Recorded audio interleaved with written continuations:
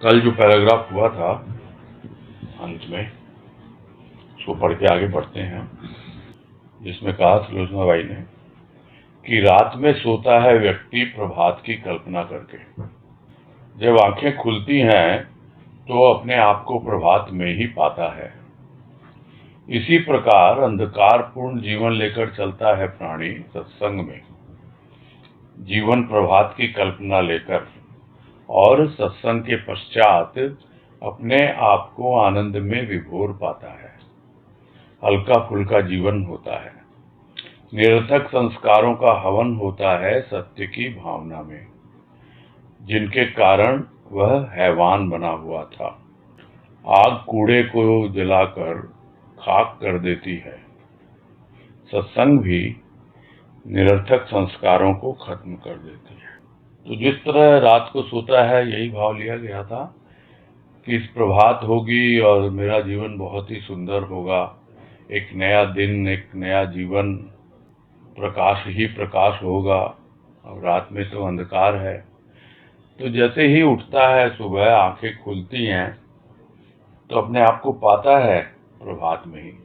इसी प्रकार अंधकारपूर्ण जीवन लेकर के आता है सत्संग में, प्रभात की कल्पना करके, यानी मेरे जीवन में भी प्रकाश आएगा, आंखें खुलेंगी मेरी, प्रभात होगा मेरे जीवन का, उसकी कल्पना लेकर सत्संग में आता है।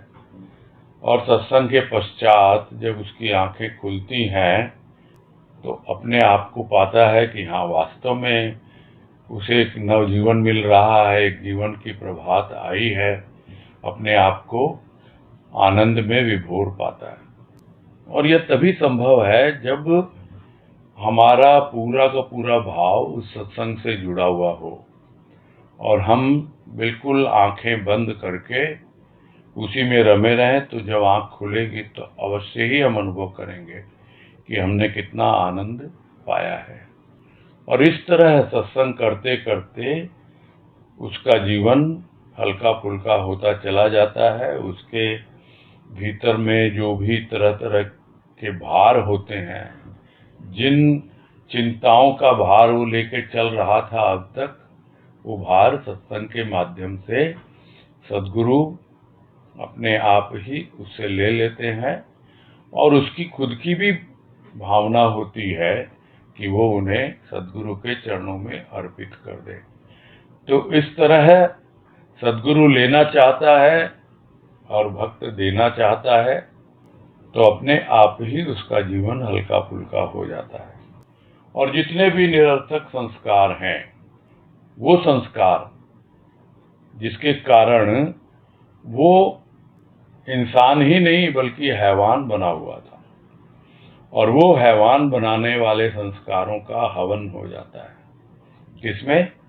सत्य की भावना में, जो सत्संग के द्वारा उसके भीतर प्रवेश करती है। आग के समान, जिस तरह आग कूड़े को जलाकर खाक बना देती है, राख बना देती है, भस्मीभूत कर देती है, वैसे ही संस्कारों का हवन होता है। तो धीरे धीरे वो हैवान से इंसान बनता है और फिर बाद में इंसान से भगवान बनने की राह पर आगे चल पड़ता है, क्योंकि सत्संग ने उसके निरर्थक संस्कारों को जलाकर खाक कर दिया। तो जैसे आग जला देती है, वैसे ही सत्संग भी जला देती है। तो ये भाव लिया गया था कल। आज कह रहे हैं, सत्संग का पथ इतना सरल सरस सद्गुरु ने बनाया, क्योंकि सद्गुरु की साधना ज्ञात अज्ञात से सत्संग के वातावरण को शांत और प्रेममय बना देती है। सत्य का भाव उसके अणु परमाणु में व्याप्त होता है। अन्यथा केवल सत्संग से एक साधारण प्राणी अपूर्व भाव कैसे प्राप्त कर सकता है? यह तो सद्गुरु की कृपा है। सद्गुरु सत्य का जीता जागता रूप। सद्गुरु के बिना कौन पथ दर्शाए, कौन पथ पर चलना सिखाए, कौन मंजिल बताए? क्योंकि व्यक्ति तो सर्वथा अनभिज्ञ है इस सत्य पथ से। तो सत्य पथ सत्संग का पथ, और इसको इतना सरल और सरस बना दिया है सदगुरु ने अपनी कृपा के द्वारा, अपनी साधना के द्वारा, कि ज्ञात और अज्ञात से अपने आप ही सत्संग का वातावरण भाव में, प्रेम में तो होता ही होता है, पूरी तरह से शांति भी छाई रहती है। यह किसकी कृपा है? यह संत की कृपा है, सदगुरु की कृपा है। ज्ञात अज्ञात इसलिए कहा जाता है क्योंकि बहुत बार हमें मालूम नहीं पड़ता कि आखिर यह शांति, यह प्रेम, ये भाव, इसकी अनुभूति क्यों हो रही है हमें। ज्ञात में तो कई बार लगता है किसी को निमित्त बनाकर वो सामने रख देता है, तो हमें लगता है ज्ञात में, यहाँ इसने इतना सुंदर भजन गाया, मुझे कितना आनंद आया, कितना मेरे भीतर भाव का रस घुला। तो इस प्रकार ज्ञात से और अज्ञात से दोनों रूपों में सदगुरु इस सत्संग को इतना सरल और सरस बना देते हैं और सत्य पथ पर आगे बढ़ता चला जाता है प्राणी। जैसे जैसे आगे बढ़ता है, सत्य का भाव उसके रोम रोम में, पहले कहा, अब कह रहे हैं अणु परमाणु में, यानी उससे भी छोटा अगर कुछ होता है, सूक्ष्माति सूक्ष्म यदि कुछ है, तो उसमें भी सत्य का भाव व्याप्त होता चला जाता है। नहीं तो यह कैसे संभव है कि एक साधारण गृहस्थ में रहने वाला प्राणी और जो एक ऐसा जीवन जी रहा था, आज कितने अपूर्व भावों की अनुभूति करता है, अकल्पनीय अनुभव उसे कैसे प्राप्त हो रहे हैं जिसकी कभी कल्पना भी नहीं की थी। यह सत्संग की ही विशेषता है, यह सत्संग का ही कमाल है, और है सदगुरु की कृपा। सदगुरु है कौन? सदगुरु तो साक्षात सत्य का जीता जागता रूप है। सत्य को अगर किसी ने समझना है, जानना है, अनुभव करना है, देखना है, तो सदगुरु ही उसका जीता जागता रूप है। और स्वाभाविक है, सदगुरु साथ है तो आगे रास्ता भी दिखलाता है। तो बिना सदगुरु के कौन रास्ता दिखलाए, कौन आगे बढ़ना सिखाए, कौन चलना सिखाए, और कौन बतलाए कि भाई तुम्हारी मंजिल क्या है, क्या तुम्हारा लक्ष्य है, कहाँ तुम्हें पहुंचना है। क्योंकि साधारण प्राणी तो इन सब बातों से अनभिज्ञ ही रहता है, उसको पता ही नहीं है उसके बारे में कि क्या तो सत्य पथ होता है और सत्संग में किस तरह की अनुभूति किस रूप में आती है। तो सदगुरु सब उसको समझाता रहता है, भीतर ही भीतर। यह सब कुछ अंतर यात्रा है जो उसे सत्य पथ पर चलवाती है सदगुरु की कृपा के माध्यम से, और सरल और सरस जीवन उसका बन जाता है। आगे कह रहे हैं, सदगुरु का रूप क्या है यह वर्णन करना तो अति दुष्कर है, किंतु फिर भी यही कहा जा सकता है कि सदगुरु एक महाशक्ति है। महाशक्ति ही रूप धारण करती है यदा कदा, और व्यक्ति के जीवन में श्रद्धा, भक्ति, ज्ञान, प्रेम, भाव, विश्वास का आलोक फैलाती है, संसार में तामसिक भावों का ह्रास करती है और शुद्ध सात्विक भावों का प्रसार करती है। तो क्या रूप है सदगुरु का? वर्णन करना तो बहुत कठिन है, कठिन कार्य है। दुष्कर मतलब बहुत कठिन कार्य है ये तो, किंतु फिर भी एक व्यापक रूप से यदि समझा जाए कि सदगुरु एक सर्वव्यापी भगवान का रूप है, सदगुरु एक सर्वव्यापी महाशक्ति का रूप है। और वो महाशक्ति जब कोई भी रूप धारण करती है, चाहे स्थूल या सूक्ष्म, तो उस रूप में वो व्यक्ति के जीवन में तरह तरह का आलोक फैलाती है, यानी उसके अंतःकरण को प्रकाशित करती है। यहाँ पर इन जनरल लिखा हुआ है श्रद्धा, भक्ति, ज्ञान, प्रेम। एक्चुअल में देखा जाए ना, शांत होकर जब हम स्वयं के जीवन का अवलोकन करते हैं, यानी उस आलोक का अवलोकन करते हैं, तो हमें पता लगता है कि हमारे जीवन में सिक्वेंशली यानी क्रम से कौन कौन सी घटनाएं किस रूप में घटित हुई हैं। सबसे पहले आती है श्रद्धा, उसके बाद आता है विश्वास, और तब प्रारंभ होती है भक्ति वास्तविक रूप में। और वो भक्ति जब उसमें भाव आता है और वो भाव प्रेम लेकर आता है, तब वो भक्ति और सुदृढ़ होती है। और जैसे जैसे भाव की गंभीरता, गहनता और प्रगाढ़ता हम अपने जीवन में अनुभव करते जाते हैं, तो वो जो साकार की भक्ति है वो निराकार में परिवर्तित होने लगती है, और वही ज्ञान है। तो इस तरह यदि हम इसकी एक सीक्वेंस बनाएं तो योग कह सकते हैं कि श्रद्धा, विश्वास, भक्ति, प्रेम, भाव और ज्ञान। तो यह एक प्रकाश फैलने का रूप बनता चला जाता है। तो होता क्या है फिर, जितना अंधकार है हमारे भीतर, और वो अंधकार किसके कारण है, उस अंधकार का कारण है तामसिक भाव विचार। तामसिक यानी तमोगुण से प्रभावित, और तमोगुण का मतलब ही हो गया अंधेरा। तो वो अंधेरे में जो जीवन जी रहा है, भीतर का अंधकार, उसके भीतर प्रकाश फैलाते हैं यही सब श्रद्धा, भक्ति, विश्वास इत्यादि। और इतना ही नहीं, भीतर की भावना को शुद्ध करती है सत्संग, सद्गुरु।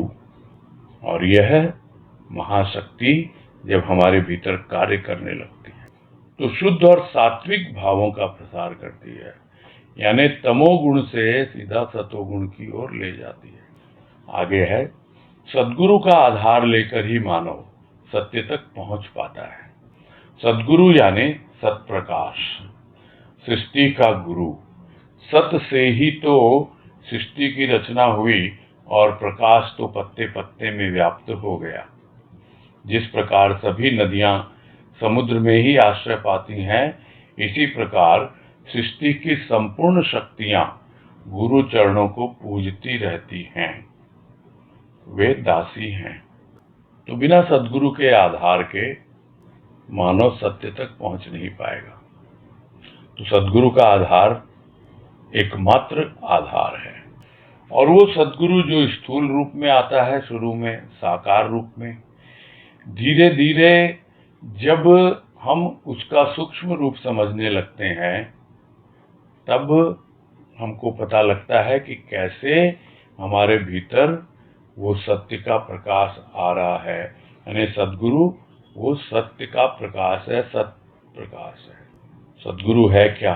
पूरी सृष्टि का गुरु है वो, क्योंकि सत्य से ही सृष्टि की रचना हुई है।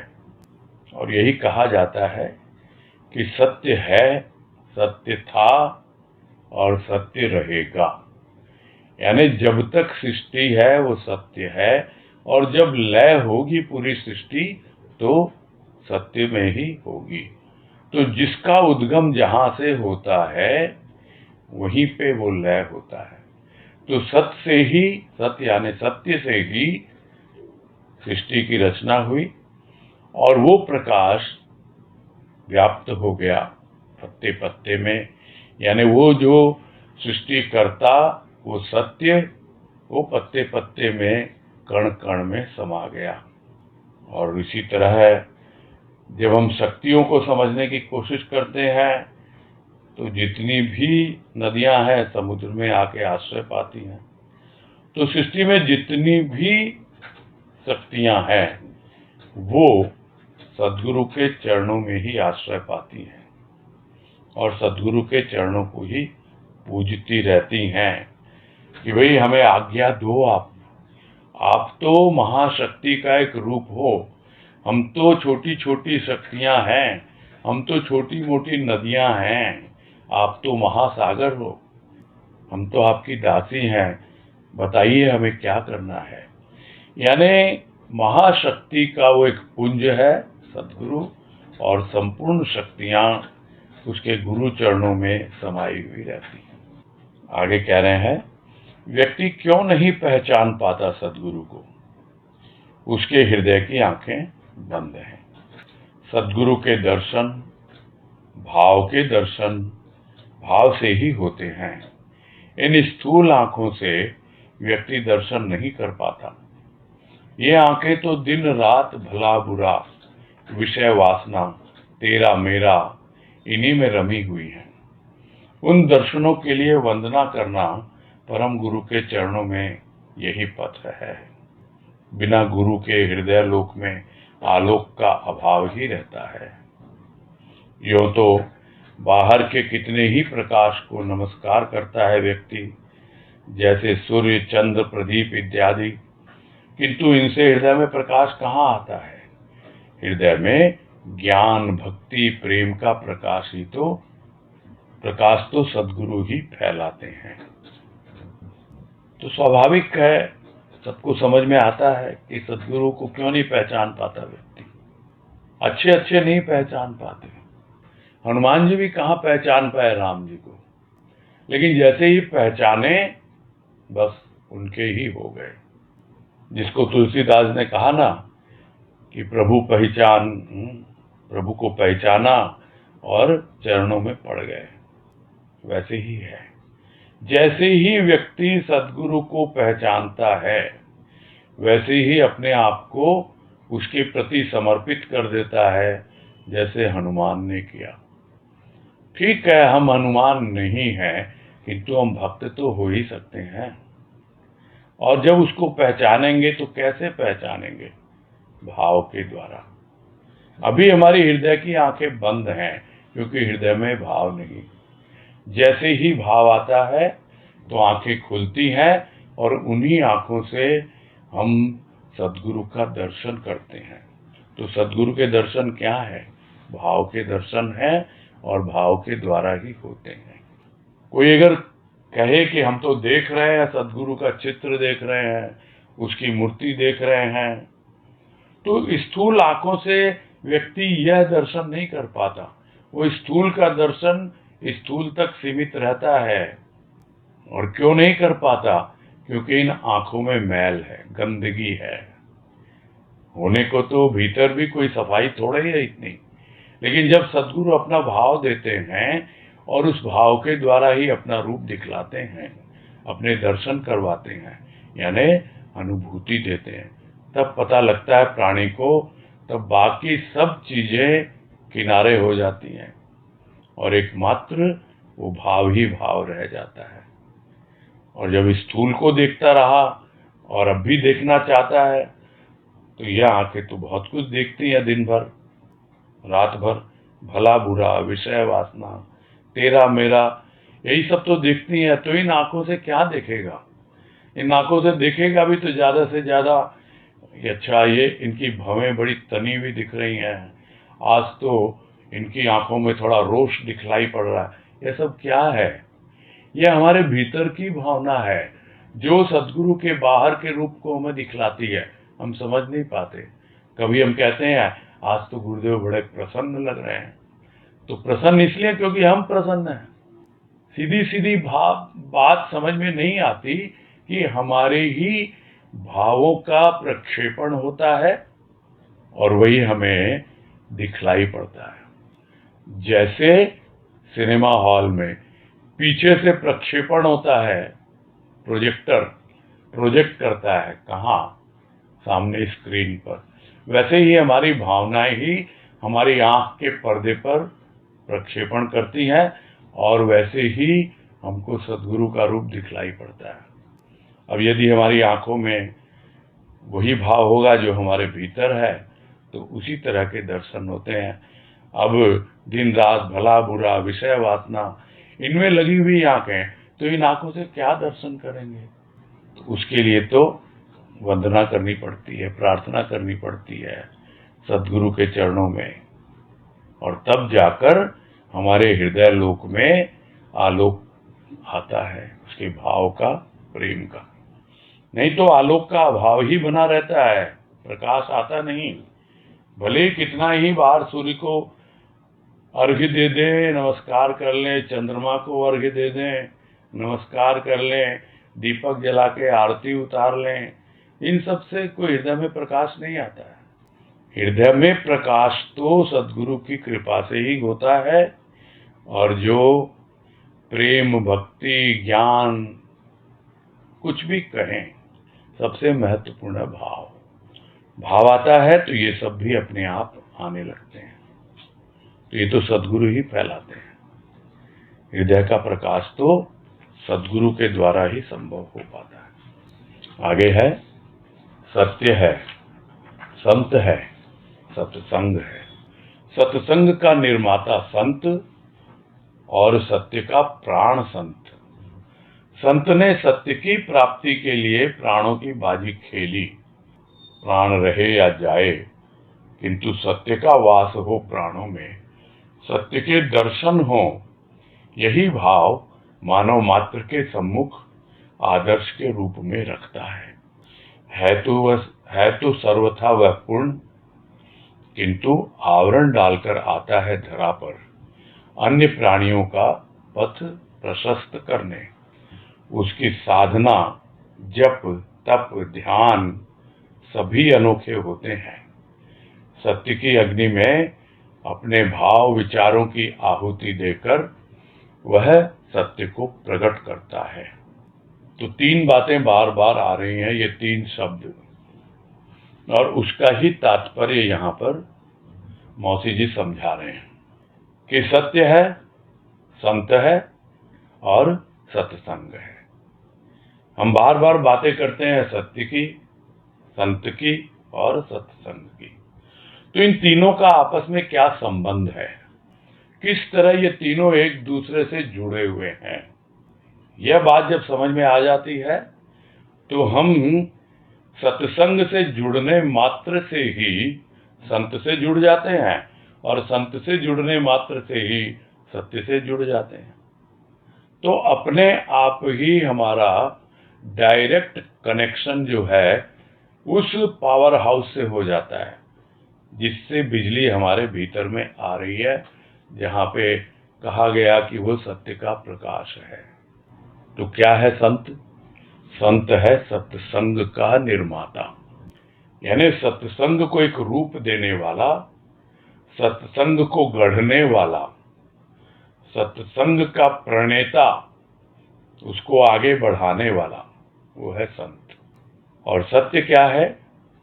सत्य है और सत्य का प्राण है संत, यानी सत्य का प्राण है संत और संत का प्राण है सत्य। ये इन दोनों का आपसी संबंध है। ये समझना थोड़ा सा कठिन लगता है। जो बार बार बात आती है कि मेरे प्राणों का साथी, तो संत के प्राणों का साथी कौन है? संत। संत के प्राणों का साथी सत्य, और सत्य के प्राणों का साथी संत। क्योंकि मेरा साथी तू, तेरा साथी मैं, दोनों एक दूसरे के साथी। यही तो है जीवन, यही संत का जीवन है कि सत्संग का तो निर्माण हो गया संत के द्वारा। अब हमें यह समझना है कि सत्य का प्राण है संत। सत्य अपने आप को संत के द्वारा ही व्यक्त करता है, आगे बढ़ाता है, प्रकट करता है। क्यों?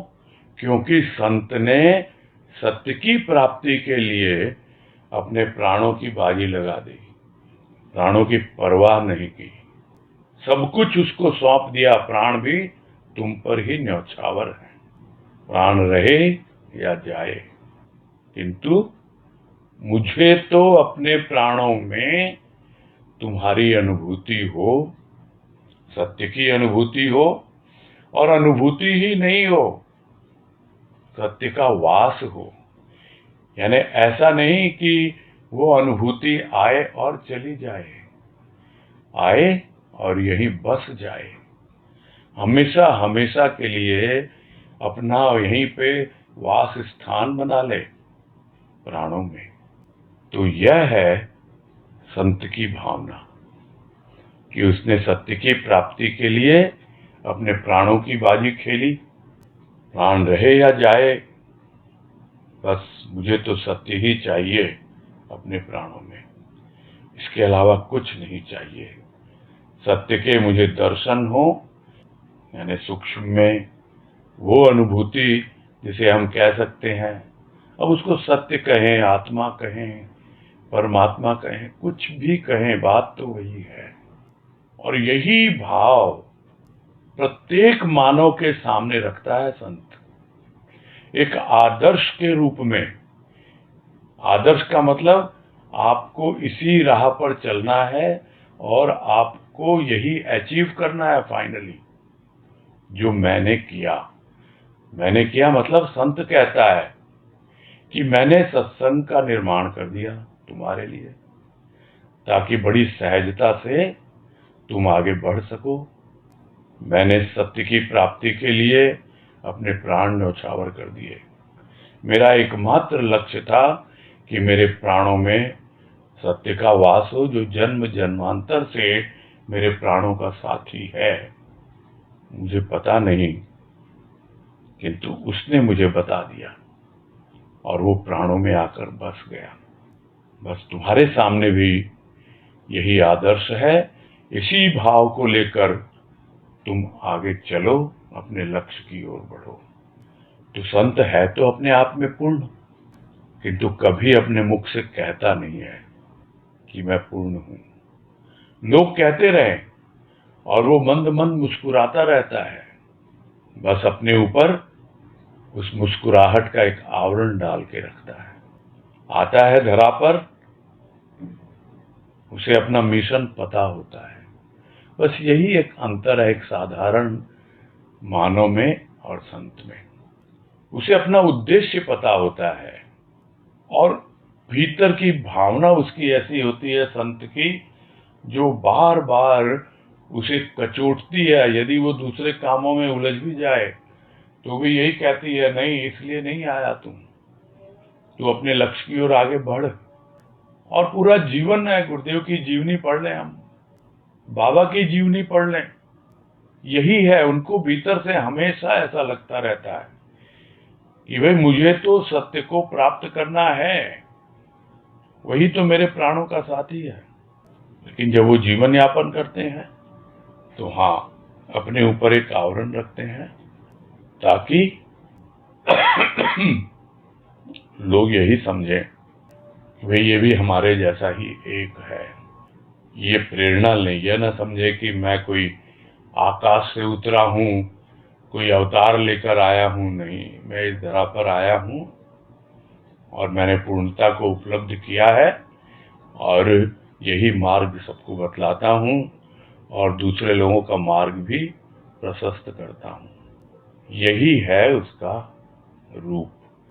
और जो कुछ भी उसने किया है, जप तप ध्यान साधना इत्यादि, वो सब कुछ सत्य की प्राप्ति के लिए किया और पूरा जीवन उसी की आहुति में, जो सत्य की अग्नि है, उसी में ही वो आहुति डालता रहता है और सत्य को प्रकट करता रहता है, यानी उस अग्नि को हमेशा प्रज्वलित रखता है। ये सब वाक्य सुनने में बड़े आइडियलिस्टिक लगते हैं। आइडियलिस्टिक मतलब आदर्शवादी लगते हैं, क्योंकि आदर्श रखा है, आइडियल है ये। और हम ये समझते हैं भाई हम कैसे ऐसे आइडियल को पहुंच सकते हैं। तो करता क्या है प्राणी, फिर आइडियल को भूल करके आइडॉल पे लग जाता है। आइडॉल यानी कि खिलौना, मूर्ति, और उसको मूर्ति को खिलौना बना के खेलता रहता है उससे। आइडियल को नहीं देखता, आदर्श को नहीं देखता कि क्या संत ने आदर्श रखा है मेरे सामने, किस ढंग का जीवन जिया और किस तरह वो आगे बढ़ने के लिए मेरा मार्ग प्रशस्त करता है। आगे कह रहे हैं, साधारण मनुष्य संत अर्थात सद्गुरु का आधार पाकर ही सत्य तक पहुंच पाता है। यदि मनुष्य का भाव शुद्ध हुआ तो वह आधार ही उसका सत्य है, ईश्वर है, सब कुछ है। सत्य का यूं तो कोई रूप नहीं, लेकिन सार ही सत्य है। संपूर्ण सृष्टि का सार सत्य है। सार तो सृष्टि के कण कण में है, प्राणी में है, प्राणों में है। मूल स्रोत सत्य है। सत्य को पाकर ही प्राणी भी सत्य होता है। उसे अर्थात प्राणी को झूठे की उपमा दी गई, लेकिन सत्संग ने, संत ने उसे सच्चा ही बना दिया। स्थूल अवश्य ही परिवर्तनशील है, किंतु स्थूल के अंदर वास करने वाला सच्चा बन जाता है। सच्चा था, सच्चा है, किंतु विचारों के बचपन ने उसे सच्चा बनने का अवसर ही न दिया था। आज संत ने उसे पुनः सच्चा ही बना दिया। तो साधारण मनुष्य को क्या चाहिए? एक आधार चाहिए। सत्संग मिल गया तो क्या आधार मिल गया? सत्संग तो एक साधन मिला है।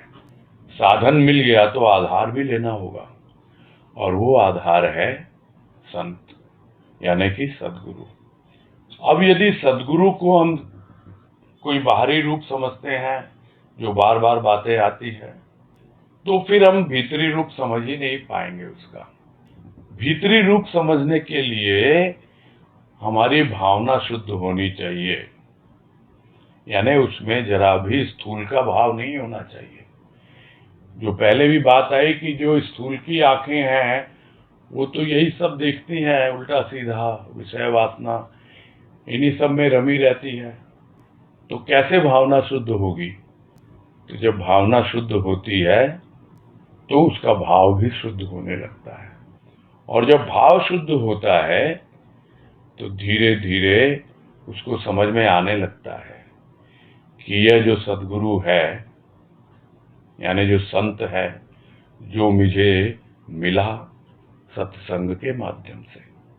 सत्संग है और उसमें फिर संत है, और वो संत क्या है? वो मेरा आधार है। और वो जो आधार है वो है कौन? वो सत्य ही है, वो ईश्वर ही है, सब कुछ वही है। जिसे एक वाणी की बातें हम करते रहते हैं कई बार, गुरुदेव की वाणी कि आधार बड़ा, यह तो ठीक, किंतु आधार का भी तो कोई आधार होगा। और यह बात यहाँ एकदम स्पष्ट हो जानी चाहिए जब ये बातें चल रही है कि आधार लिया है संत का, किसके माध्यम से? सत्संग के माध्यम से मिल गया आधार, किंतु उस आधार का भी तो कोई आधार होगा, यानी उस संत का भी तो कोई आधार होगा। वो संत का आधार वो है सत्य। तो यह बात समझनी है। यह सब चीजें तब समझ में आती हैं जब हमारा भाव पूरी तरह शुद्ध हो जाता है।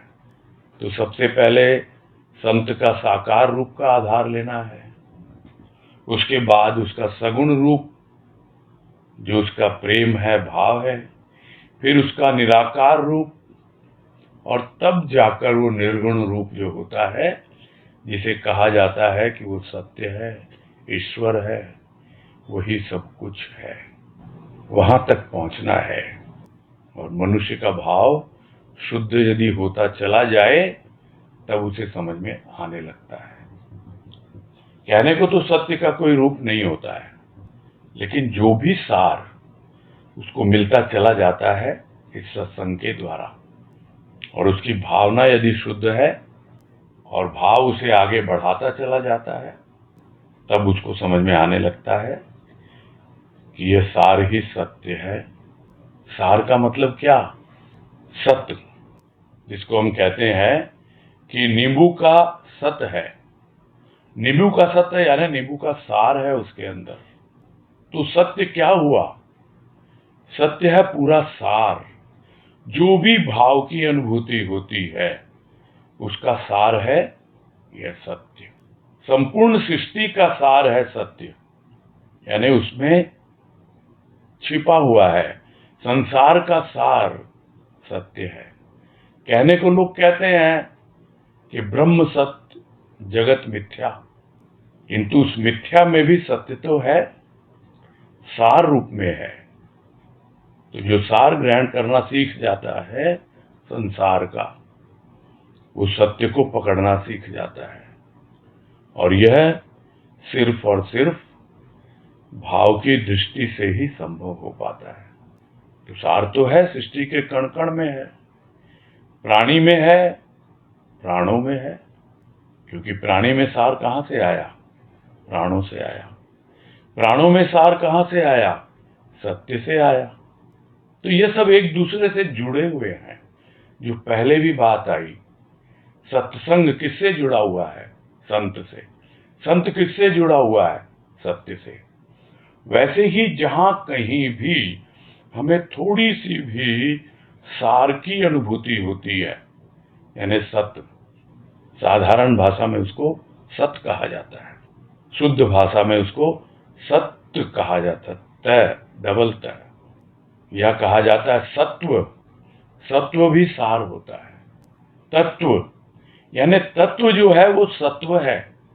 किसी भी वस्तु के पीछे जो तत्व है वो सत्व है, यानी वो उसका सार है और वो सत्य है। तो यह समझ में आ जाए कि मूल में सत्य ही सत्य है। तो मूल स्रोत यानी उसका उद्गम वो सत्य है। और जहां कहीं मिल जाए वो सत्य, उसकी अनुभूति हो जाए, तो सत्य को पाकर ही प्राणी भी सत्य की ओर आगे बढ़ता है और एक दिन सत्य में ही समा जाता है। और यही ध्रुव सत्य है, यानी वो अडिग है, टिका हुआ है, हिलता डुलता नहीं है वो सत्य। जबकि लोग कहते हैं यह तो प्राणी है, संसारी है, तो संसार तो झूठा है, मिथ्या है। लेकिन जब सत्संग में आता है, संत के सानिध्य में आता है, तो उसे लगता है नहीं, इसमें भी सार है, इसमें भी झूठा नहीं है, ये सच्चा है, कुछ ना कुछ तो है। हाँ, ऊपरी तौर पे परिवर्तनशील है, बदलता रहता है, इसलिए पता नहीं लगता, क्योंकि झूठ के लाखों रूप होते हैं, किंतु सच्चाई का तो एक ही रूप होता है। तो वैसे ही है, स्थूल में जब रहेंगे तो मिथ्या प्रतीत होगा, परिवर्तनशील है वो, किंतु स्थूल के अंदर जो वास करने वाला है और उसमें जो प्रवेश करने वाला है, उसकी यात्रा सत्य की ओर होती जाती है और वो सच्चा बनता चला जाता है। था तो पहले से सच्चा, किंतु विचारों से कच्चा था। कच्चा था इसीलिए बच्चा था, और वो बचपन जो उसका था वो ही उसे सच्चा नहीं बनने देता था, आगे बढ़ना ही नहीं चाहता था। बस यही सोचता था कि हाँ भाई, मैं तो बच्चा हूं, बच्चा ही बना रहूं। किंतु वास्तव में बच्चा बनना बहुत कठिन है। शरीर तो बड़ा होता ही होता है, यह अहंकार भी उसके साथ बढ़ता चला जाता है। बच्चे को कोई अहंकार नहीं होता। तो यह विचारों का बचपना है। क्यों? क्योंकि विचारों में कोई मैच्योरिटी नहीं आई, अभी कोई प्रौढ़ता नहीं आई, अभी भी बच्चा बना हुआ है, उन्हीं विचारों में खेल रहा है। इसीलिए सच्चा बनने का अवसर नहीं मिला, कच्चा ही बना रहा, बच्चा ही बना रहा, परिपक्व नहीं हुआ, मैच्योर्ड नहीं हुआ। किंतु संत की कृपा हुई, सत्संग करते करते, संत का सानिध्य पाते पाते आज वो सत्य तक पहुंच रहा है। संत ने उसे फिर से अपने स्वरूप का बोध करा दिया कि देख, तू बिल्कुल सच्चा है, तू बिल्कुल खरा है, सोने की तरह है। मैं तो आया तेरे जीवन में सुहागा बनकर, तेरा जितना खोट था वो निकाल दिया, तू अब सच्चा है, खरा है। संत ने यह अनुभूति दे दी। और ये इस लेख का अंतिम पैराग्राफ, जिसमें कह रहे हैं कि सत्य क्या है, इसे तो हृदय में अनुभूति के पश्चात ही समझा जा सकता है। यदि कोई यह समझे कि मन बुद्धि के द्वारा सत्य को समझा जाए तो यह पूरी कल्पना ही होगी। समझ पाना सत्य को तो असंभव ही है, न इन स्थूल आंखों से ही देखा जा सकता है। अनुभूति के पश्चात अवस्था बनती है। जैसे जैसे अवस्था बनती है वैसे वैसे सत्य प्राणों में वास पाता है। सत्य ही तो जनक है। सत्य की ज्योति सदा जगमगाती रहती है। सत्य आग है, सत्य प्रेम है, सत्य आनंद है। सत्य के सम्मुख सभी झुकते देखे जाते हैं। सत्य का आधार पाकर ही भक्त अभय होता है। प्रत्येक धर्मों का मूल सत्य है। सत्य का प्रतिरूप संत और संत की भावना सत्संग। इसीलिए सत्संग ही महान है, मानव मात्र का प्राण है। तो ये पूरे लेख का कंक्लूजन है, जिसे हम कहते हैं उपसंहार। तो बातें 3 आई इसमें प्रमुख रूप से।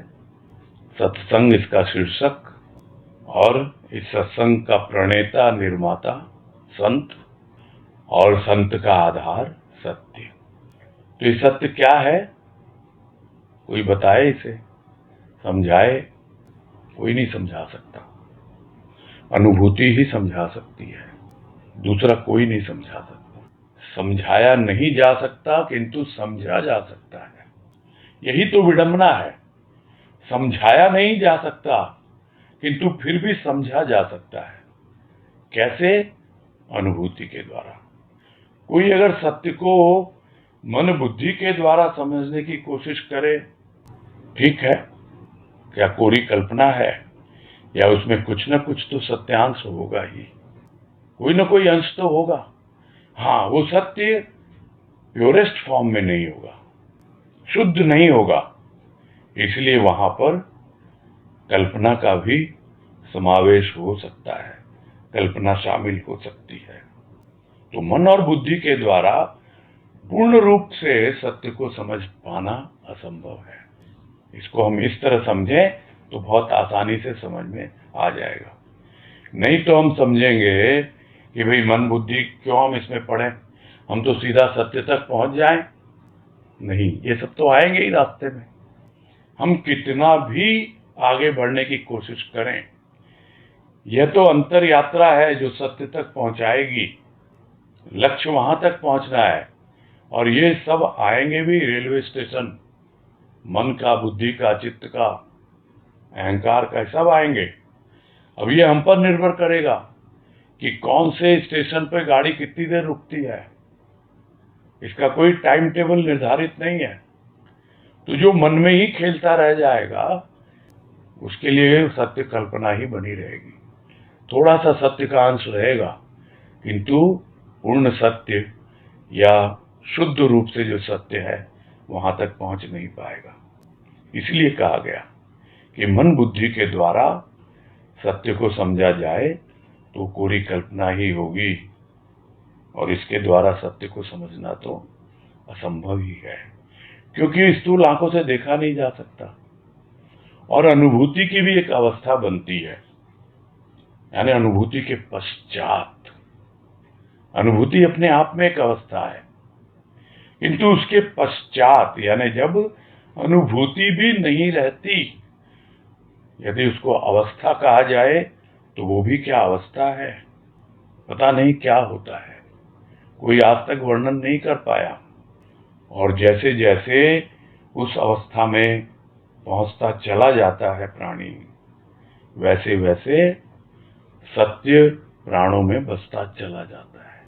यानी वो जो प्राणों का साथी आत्मा सत्य, उसका आभास, उसका वास सर्वप्रथम प्राणों में ही होता है, शुद्ध रूप में।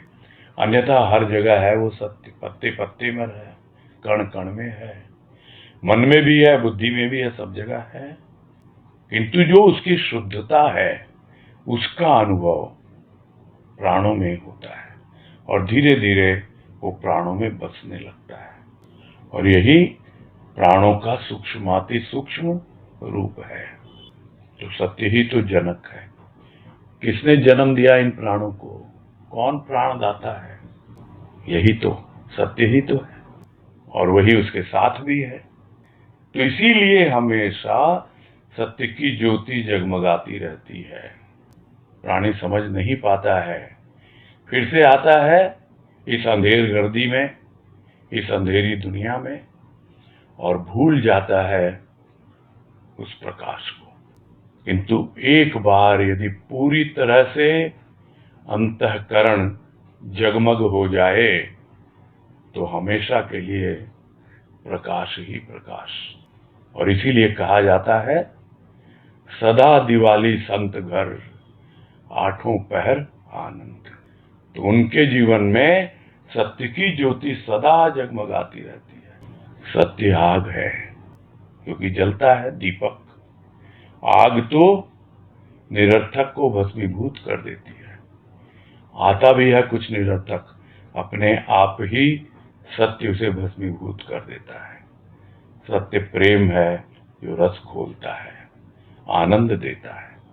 और ये देखा गया है, जैसे जैसे सत्य की अनुभूति होती जाती है, उसकी शुद्धता का अनुभव होता जाता है, प्राणी और सत्य के प्रति समर्पित होता चला जाता है, नतमस्तक होता चला जाता है, झुकता चला जाता है। देखा गया है, किसी और को क्या देखना, खुद को ही देखें हम। जब सत्संग में संत की कृपा से सत्य की थोड़ी सी भी अनुभूति होती है, अपने आप ही झुकते जाते हैं, समर्पित होते जाते हैं, और धीरे धीरे सत्य का और आधार हमें मिलता चला जाता है। और उस सत्य का आधार पाकर ही हम प्रथम निर्भय होते हैं और फिर अभय पद को प्राप्त करते हैं। यह है सत्य की महिमा। और यह सत्य ऐसा नहीं है कि किसी धर्म विशेष की बपौती है कि भाई मेरा धर्म तो सत्य है, बाकी सब मिथ्या है। कोई कह दे ब्रह्म ही सत्य है और जगत मिथ्या है। इस मिथ्या में भी सत्य छिपा है, और हमेशा गुरुदेव ने यही कहा है, उस सत्य को पकड़ो, वो सार रूप में है संसार में, फिर आगे बढ़ो और सत्संग तुम्हें बतलाएगी कैसे आगे बढ़ा जाता है, और संत की कृपा तुम्हें आगे बढ़ाती रहती है। वो तो देखती है तुम कहाँ जाना चाहते हो, कैसा जीवन बिताना चाहते हो। असली धर्म क्या है? सत्य धर्म। कोई भी धर्म जिसका प्रादुर्भाव हुआ हो, उसके मूल में सत्य होता ही होता है।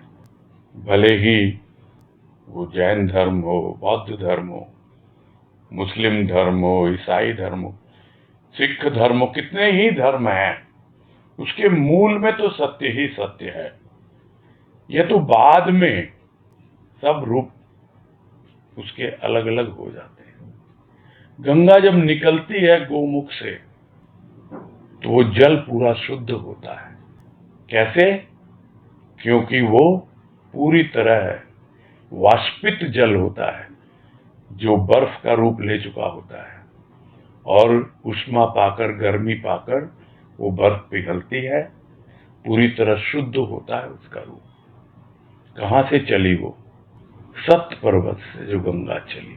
सत्य पर्वत से चलती है वो गंगा, और वो गंगा जब भाव बन के चित्त में आती है, तब हमें उस सत्य की अनुभूति होती है भाव के द्वारा।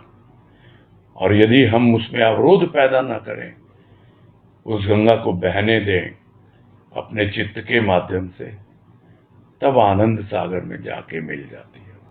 तब वो अनुभूति होती है जो सृष्टि का समग्र रूप है, सच्चिदानंद स्वरूप, सच्चित आनंद। यह है धर्मों का मूल। प्रत्येक धर्म के मूल में सत्य है। और यदि वही धारा चित्त में ना बहे, वही धारा प्रदूषित हो जाए, वही धारा शाखा प्रशाखा में विभाजित हो जाए, इधर उधर चली जाए, तो होगा क्या? उसका रूप विकृत होता जाएगा, और यही हम देख रहे हैं अभी इस दुनिया में। हमें उनसे कोई मतलब नहीं, हमें तो सत्य से मतलब है, सत्य से सरोकार है। और हम यही चाहते हैं कि संत जो सत्य का प्रतिरूप है वो अपनी भावना के द्वारा, सत्संग के द्वारा हमारे भीतर उस भाव को भरे जो हमें मूल तक ले जाए, सत्य तक ले जाए। तो सत्य का प्रतिरूप क्या है? ये संत है, और संत की भावना सत्संग है। तो यह संबंध तो चिर शाश्वत संबंध है, सत्य का, संत का और सत्संग का। और इसीलिए कहा जाता है कि सत्संग ही महान है। और जो सत्संग को जीने लगता है उसका जीवन ही सत्संग हो जाता है। अब वो जीव नहीं रहता, वो उसके प्राणों में वो सत्संग विराजित हो जाता है, वो संत विराजित हो जाता है, वो सत्य विराजित हो जाता है। इसलिए यह सत्संग महान है, मानव मात्र का प्राण है। इसके साथ ही यह लेख संपूर्ण होता है और आज हम यही पूरा करते हैं। नीतू गुप्ता, बोलिए। हाँ, हरिओम भैया। हाँ, हरिओम, बोलिए। हाँ, हेलो। हाँ, बोलिए। इससे भी सत्य की बात हो रही है, तो उसमें ये सत्य की बात में ये पूछना था कि हम अगर प्रत्येक पल सत्य का साथ चाहते हैं, कोशिश तो करते हैं, लेकिन फिर भी थोड़ा बहुत तो लगता है कि हम चाहते भी है, तो फिर भी सत्य का साथ नहीं कर पाते हैं। तो प्रत्येक पल सत्य का साथ पाने के लिए क्या करें? सार बात आई ना, सार। सत्य क्या है? सार है। सार ग्रहण करें, जो थोथा है उसे फेंक दें, सार को ग्रहण कर लें, बस। और वो विधि बताता है भाव। जी, भाव से समझ में आती है बातें। भाव में जैसे जैसे हमारा अनुभव बढ़ता चला जाता है, हम सार ग्रहण करना सीख जाते हैं अपने आप। यही है सत्य तक। बात आई थी ना सर कि वो सत्य की गंगा जो बहती है उसमें अवरोध नहीं होना चाहिए। अभी आप जी हाँ, जी हाँ। तो वही अवरोध ही मतलब किस तरह से आते हैं? बहुत तरह से आते हैं। बहुत कंकड़ पत्थर भी आते हैं, चट्टाने भी आते हैं, लेकिन गंगा को लक्ष्य बोध होता है, आगे बढ़ना है और समुद्र तक पहुंचना है। उसका अपना वेग होता है, गति होती है उसमें। वही सब चीजें चाहिए, और क्या है। नहीं तो छोटी मोटी चीजें ही, कंकड़ पत्थर ही हमको परेशान कर देते हैं। और कभी चट्टाने आ गई सामने, तब तो पता नहीं हम कहाँ से कहाँ चले जाएंगे। तो इसलिए वेग चाहिए, गति चाहिए, आगे बढ़ते रहें। प्रभु का प्रेम, उसका भाव। वेग के लिए यदि बस बहते रहना, मतलब उससे जुड़े रहना है। जी हाँ, जुड़े रहेंगे तो अपने आप चलाएगा, वो चलाएगा। देखो, मेरा तो अनुभव ये है कि हमारे जीवन में जितना भी यूजलेस है ना, निरर्थक, बस उससे बचें। हम उससे बचना सीख जाएंगे तो कोई है नहीं इस पूरी सृष्टि में जो अवरोध पैदा कर सके। एक बार यदि हमारे जीवन में सद्गुरु आ गया, सत्संग के माध्यम से संत आ गया, तो मेरा तो विश्वास यही है, उससे बड़ा कोई नहीं है।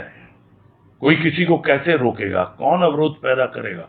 जो उससे बड़ा होगा। उससे बड़ा कोई नहीं है, और उससे बड़ा कोई नहीं है तो उसको कैसे रोक सकता है? वो कोई नहीं रोक सकता है। कमी हम में है। हम जो है छोटी मोटी चीजों को पहाड़ बना देते हैं, राई का पहाड़ जिसको कहते हैं, और बस उसी में इधर उधर गीत गाने लगते हैं, परेशान होने लगते हैं। ये है। ठीक है। हरिओम, हरिओम। हाँ भाई, उमा बलदवा को देंगे पहले। प्रणाम भैया। हाँ, नमस्कार, बोलिए। हाँ भैया, आज एक प्रश्न नहीं एक उत्तर है।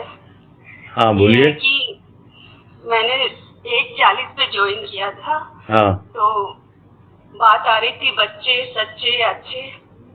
तो 2 दिन पहले गुरुदेव ने बच्चों के लिए, आज रविवार था तो उनको कुछ बोलना था, तो गुरुदेव ने उनको और मेरे साथ को लिख करके एक पोयम लिखवाई थी और मैं उसकी प्रैक्टिस करवा रही थी उससे पहले सत्संग के पूर्व। और खोला तो वही प्रसंग गुरुदेव की कृपा से एक संयोग बना विचित्र सा कि वही बात आ गई कि तेरे बच्चे नहीं रहेंगे अब ये कच्चे, तेरे प्यार में बनेंगे सच्चे। तो मन आज कृतज्ञता अर्पित कर रहा है कि उसकी सूक्ष्म कृपा सब जगह है। नहीं, ठीक बात है, उसी की कृपा है, बिल्कुल बिल्कुल। ठीक। हाँ तनुश्री। प्रणाम भैया। हाँ हरिओम, बोलो। भैया वो संत का क्या मिशन होता है? संत का मिशन होता है जो मेरे को मिला सबको दे दूं, अपने पास कुछ नहीं रखूं, सबको अपना जैसा बना दूं, ये मिशन होता है। अच्छा। तो वो हमारे जैसे साधारण दिखते हैं लेकिन वो मतलब उनको बचपन से ही उनके लक्ष्य का बोध रहता है। जी हाँ, ये फर्क है। अच्छा। तो जब भी हमको लक्ष्य बोध हो जाए तो हम उसको मेंटेन करें। अच्छा। भले ही बचपन में हुआ, कब हुआ, जब भी हुआ, लक्ष्य बोध ही नहीं है ना, सबसे बड़ी समस्या यही है मेरे हिसाब से तो। अच्छा। अगर भैया किसी को लक्ष्य बोध हो जाए और फिर आत्मज्ञान हो जाए तो क्या वो संत कहलाएगा? फिर कहलाएगा या नहीं कहलाएगा वो तो अलग बात है, वो अपने पूर्णता को तो अनुभव कर ही लेगा ना, भले लोग उसे समझें या ना समझें। हाँ, गुरुदेव को जब ज्ञान हो गया बाबा से तो वो तो अपनी पूर्णता को पूरी तरह समझ गए, लोग समझे या ना समझे। ये तो सबसे पहले बीवी जी ने देखा उनके भीतर वो संत का भाव, वो पूर्णता का भाव, तभी तो तब कंफर्म होता है। हर कोई अपने आप को तो 30 मार्क हाँ समझता है, लेकिन दूसरा भी कोई समझे तब वो चीज प्रकट होती है, बस यही बात है ना। अच्छा। और उनके बीच में उनके अंदर देने की भावना होती है पूरी तरह हमारे जैसे होती है। बस सब वैसे ही हो जाए, वो तो अपने पास कुछ नहीं रखूं। अच्छा। ठीक है। ठीक है। हाँ भाई, प्रणाम भैया। हाँ हरिओम हरिओम। पूरा करते हैं।